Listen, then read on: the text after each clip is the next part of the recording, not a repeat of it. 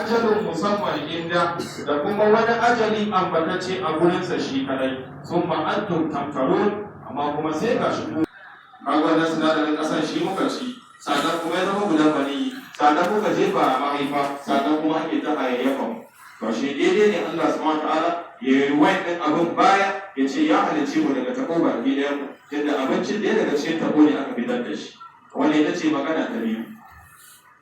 Magana ta uku, malamai suka ambata cewa akwai koyarwa da yake nuna da wani sahabi ya ambata cewa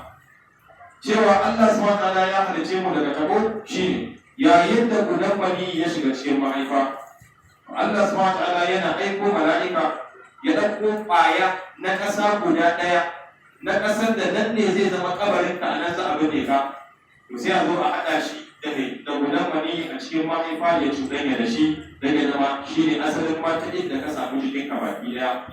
ko daga ina Allah ya kaddara ka ɗauko wannan ƙasar to a ƙarshe dai in ka mutu nan ne za a ce abin ne ka wa ma ta biri na su bi ayi arziki ka mutu babu wani rai da ya san a ina zai mutu Allah ne ya san wannan don haka wannan shi ne magana na uku wasu malaman suka ce shi ne hikimar a ce an halice mu daga tabo domin Allah ya kaddara ƙwaya ɗaya na wannan ƙasar ya shigo mahaifa a cikin iliminsa wanda babu wanda ya sani kamar yadda sanda yake busa wa ɗarai a ciki ko kuwa ban sani ba sai dai a gan shi kawai gashi da ran kuma ya zo wasu kan wasu malaman suka amfani cewa shi ne hikimar gaya mana ya halicce mu daga tabo duk da haka idan mun duba aya Allah ya ce ya halicce mu daga tabo amma a wasu ayoyin daban sai ya ce ya halitta mu kuma daga ruwa kamar yadda ya faɗi a cikin suratul furqan wa huwa allazi khalaqa min al-ma'i basharan faja'alahu nasaban wa sihra wa kana rabbuka qadira walle Allah ubangiji shine wanda ya halitta mutum daga ruwa anan kuma sai ya ce ya halitta mu daga tabo a wani kuma sai ya ce ya halitta mu kuma daga ƙasa kamar yadda ya zo a cikin suratul hajj ya ayyuhan nasu in kuntum fi raybin min al-ba'th fa inna khalaqnakum min turabin daga ƙasa Allah ya ce ya halitta mu kuma ba daga ƙasa ya ce a suratul furqan kuma ya ce ruwa to haka ya za mu fahimci ayoyi kenan malamai suka ce ba su ci karo da juna ba irin wayannan ayoyi ana hada su ne ba su kadai ba akwai ayoyi da yawa cikin alqur'ani wanda in ka ji wannan a can ka ji wannan a can to wata aya daban tana hade ma sai ta kira su da suna guda daya to kaga ko yanzu za mu yi hada domin a suratul furqan ya ce daga ruwa ya halice mu a suratul hajj ya ce daga turbaya ya halice mu idan muka hada turbaya da kuma ruwa me za mu samu tabo washe shi ne ita wannan sura ne ta haɗe mana baki ɗaya sai ce ya halice mu daga tabo kaga da sun tabbata domin yayin da kace a tabo ka faɗi ruwa kuma ka faɗi turbayan ke to wannan shi ne ma'anar tabo irin wayannan ayoyi suna zuwa misali idan ka ɗauka a cikin suratul a'raf an kama da kissa ta annabi Musa sanda ya zo wa Fir'aun aya ta 109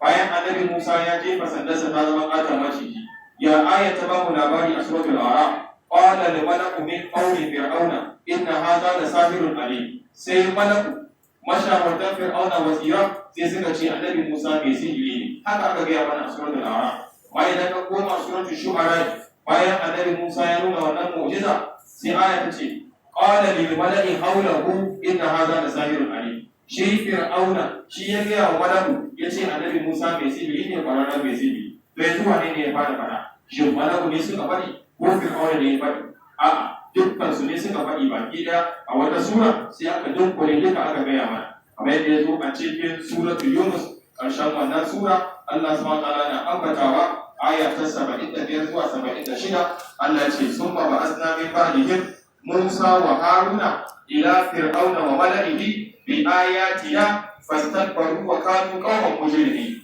kaga aya tana gaya ma Allah aika annabi Musa da annabi Harun da ayoyi zuwa ga Fir'auna da mutanensa sai suka yi girman kai suka zama mutane masu girman laifi. To, aya ta gaba, falamma ja'ahumul haqqu min indina, yayin da gaskiya ta zo musu daga gurin mu, bayan annabi Musa ya jefa wannan sanda gaskiya ne, kuma suka gani.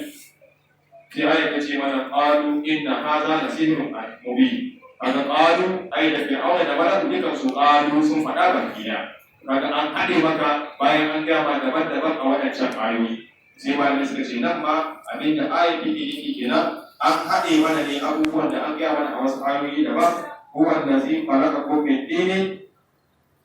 lalle shi ne wanda ya halice ku daga tabo summa qada ajalan sa'annan ya zartar da wato ajali wa ajalin musamman inda da wani ajali ambatacce a wurinsa. Malamai suka ce an ambaci ajali guda biyu a cikin wannan aya, so makada ajalan ɗaya wa ajalin musamman inda biyu. Wayannan ajalin duka guda biyu ma'ana ɗaya suke nufi? A'a, an ce kowanne ma'anarsa daban. Shi ajali na farko abu ne da Allah subhanahu wa ta'ala ya ambata kuma ya sanar da wasu daga cikin bayinsa. Amma shi ajali na biyu wannan kuma Allah ne kadai mafi sani, shi yasa ya ce wa ajalun musamman indahu aga aburinsa shi kadai. Wanne ne ajali na farko inda Allah ya sanar da wasu daga cikin bayin nasa? Aka ce shi ne ajali na ƙarar kwana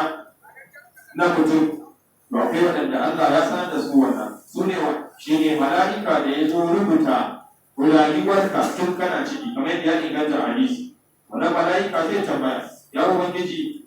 shekara nawa zan ɗiba masa? Allah zai ambata mai rubuta kaza. A lokacin da ya rubuta shi ya san da ƙarshe sa ka kira na sun maka da ajala, sai Allah ya zartar maka da ajala. Hadisi ne ingantacce na Abdullahi bin Mas'ud cewa sannan mutum yake ciki ana aiko mala'ika ya zo ya rubuta ajalinsa, adadin shekarun da zai yi, arzikinsa, ayyukansa, dan wuta ne ko dan aljanna, duk mala'ika ya rubuta wannan kuma ya sani. To amma ɗayan fa wa ajalin musamman inda to wannan ko mala'iku ba su sani ba, ana nufin ajali na tashin alkiyama, wannan mala'iku ma ba su sani ba, kamar yadda Allah ya faɗi a ƙarshen suratul A'raf, yas'alunaka 'anis sa'ati ayyana mursaha qul inna ma ilmuha inda rabbi la yujalliha liwaqtiha illa hu saqulat fis samawati wal ardi la ta'tikum illa baghta. Ayata ambata suna tambaya game da tashin alkiyama, kace ba wanda ya san wannan sai Allah kadai. Kace dukkan mala'iku da ke cikin sarmai da ma wanda ke cikin kasai sanin lokacin tashin alkiyama ya dauye a gare su, Allah ne kadai ya sani. Qul la ya'lamu man fis samawati wal ardi al-ghaiba illa Allah wa ma yashkuruna ayyana yub'asun. Kuma wannan ajalin musamman inda kuke nan lokaci na tashin alkiyama babu wanda ya san wannan, ko annabawa ba su sani ba. Shi yasa gurare da yawa cikin alqur'ani idan ka dace yas'alunaka 'anis sa'ati ayyana mursaha sai ka dace fi ma anta min zikraha, ba a gurin ka zaka faɗa musu wannan ba. Ila rabbika muntaha, shi ubangiji ne kadai san ba. Kuma kafirai sun shayi wa manzo Allah sallallahu alaihi wasallam tambaya, wa yaquluna mata hadha al-wa'du in kuntum sadiqin wa yaquluna mata hadha al-fathu in kuntum sadiqin. Duka idan ka duba amsar da ake cewa ya basu shine qul inna mal ilmu inda Allahi wa inna ma ana nadhirun mubin. Ya musu ban san wannan ba, ilimin tashin alkiyama yana gurin Allah, ni ne gargaɗi ne kawai, ku gaya muku yadda za ku kiyaye kafin afkuwar wannan rana. Sai malamai suka ce ita ake nufi a wannan guri wa ajalin musamman inda da ajali ambatacce sananne yaushe alkiyama za ta tsaya, to a gurin Allah ne